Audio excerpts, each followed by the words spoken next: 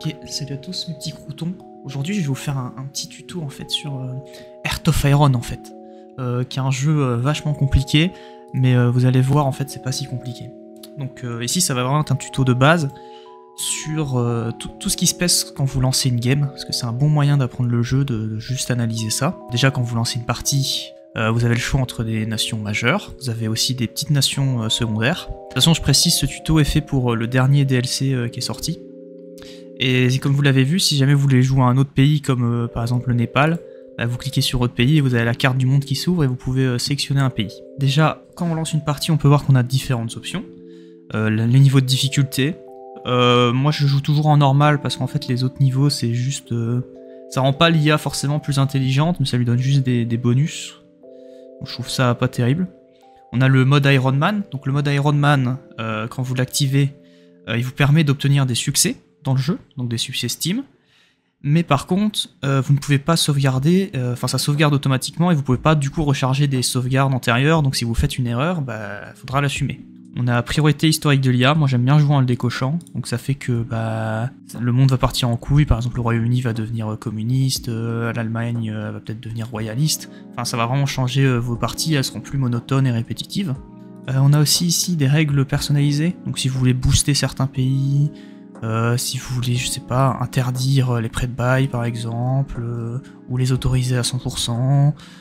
Vous avez aussi par exemple ici, imaginons que vous voulez que les États-Unis deviennent fascistes, bah, vous pouvez le faire, comme ça, sans mode directement. Donc vous voulez être sûr à 100% qu'il le soit. Vous en avez un peu marre, que ce soit des colonies, vous aimeriez bien tous les pays, donc vous pouvez faire Afrique décolonisée, par exemple, donc ça va libérer l'Égypte, le Bhoutan, enfin pas le Bhoutan, c'est pas en Afrique, mais tous les pays. Voilà, moi je vais pas les changer, je vais les laisser. Donc on va lancer une partie, donc c'est en Iron Man, donc ça nous propose directement de sauvegarder, donc ça va être cette sauvegarde qui va être écrasée à chaque fois, donc je crois que le jeu sauvegarde automatiquement tous les jours. Là on arrive, on est complètement perdu, on comprend pas ce qui se passe, on a plein, ici vous voyez on a plein d'icônes différentes, donc on va voir un peu à quoi elles correspondent. Réserve réduite, bon ça c'est juste pour dire qu'on n'a pas beaucoup ici d'hommes en réserve, donc ça on veut dire on peut rien y faire à part peut-être soit de supprimer des armées, soit augmenter ici la législation, donc ça met votre nombre de... Donc là par exemple j'ai 2,5% de ma population qui est recrutable, je peux passer à 5% pour avoir plus d'hommes. Ici avec le nouveau DLC on a ceci qui est apparu, qui sont en fait les bâtiments de recherche, tous les pays n'en ont pas de base, on peut les construire.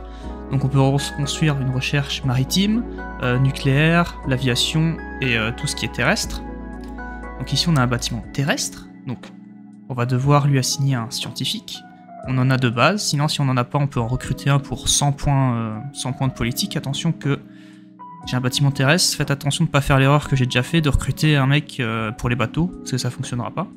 Donc ici on a de la chance, on en a déjà un, on va prendre celui-là, donc celui-là il va faire que vous cherchez des technologies sur vos tanks plus rapides. Enfin, c'est pas des technologies, c'est des projets spéciaux. Et donc ici on a tout un tas de projets spéciaux, par exemple on a le char à lance-flamme.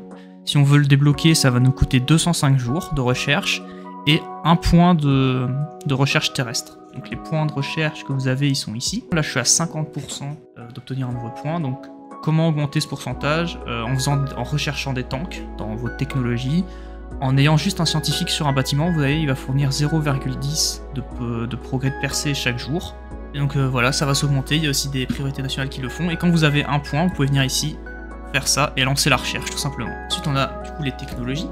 Donc les technologies, on en a plein hein, de différents styles. Ça, je ferai peut-être une vidéo pour expliquer à peu près en détail à quoi elles correspondent.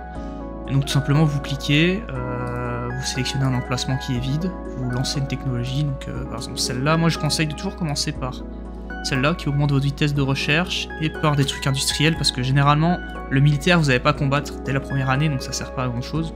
Et puis ici vous voyez il y a certaines technologies qui ont un petit Erlenmeyer, donc celle-là quand vous cliquez, vous recliquez sur rechercher, vous avez un choix. Soit vous recherchez comme ça, classique, soit vous faites avec un groupe industriel. Avec un groupe industriel, ça va vous donner un bonus. Ça va rechercher plus vite, ça va vous donner ce qu'on appelle des fonds pour ce groupe industriel. Par contre, ça va vous coûter 0,10 de poids politique par jour. On va dire que c'est un mal pour un bien. Généralement, 0,10 par jour, c'est pas énorme, donc on va préférer prendre ça qui nous donne quand même un bonus de 14 jours sur la recherche et des fonds. Donc les fonds, qu'est-ce que c'est? Vous avez ici vos constructeurs. Donc on a par exemple, ici vous voyez, j'ai fait avec ce constructeur là, et donc quand j'ai assez de fonds sur ce constructeur, je gagne des points, et je peux les mettre. Donc par exemple je vais mettre ça, et ça va augmenter la défense des armes produites par ce constructeur de 3%. Maintenant comment on dit à un constructeur de construire, enfin à une arme d'être construite sur son constructeur, vous voyez, on a par exemple notre matériel d'infanterie, on va faire créer une variante, et on va faire groupe militaro-industriel, on va sélectionner celui-là. Donc ça, là je peux pas le faire parce que ça coûte 5 d'expérience terrestre. Mais imaginons, voilà, je clique, je le fais, je fais sauvegarder et j'ai une nouvelle arme qui apparaît ici.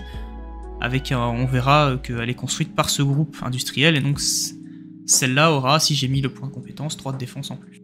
Donc pour ce qui est des usines, on voit que j'en ai disponible. Bon, ça c'est classique, hein, si vous avez toute votre production, matériel de soutien, infanterie. Si par exemple, vous voyez, je produis pas d'avions, ils sont là, hein. Donc ça c'est tout ce que vous pouvez produire. Je vous expliquerai en détail comment créer des variantes d'avions, de tanks et tout, mais dans un autre tuto. Donc moi je veux produire des grandes cellules, je sélectionne, j'aimerais bien qu'ils soient produits, hein, comme je vous l'ai dit, avec mon groupe. Et donc ça va augmenter aussi les fonds, hein, vous voyez, quand je vais produire avec, je vais gagner plus de fonds pour améliorer après ce groupe. Et donc tout simplement, bah, si vous voulez mettre des usines, voilà, moi je veux que mon gun, il y ait 15 usines qui fabriquent.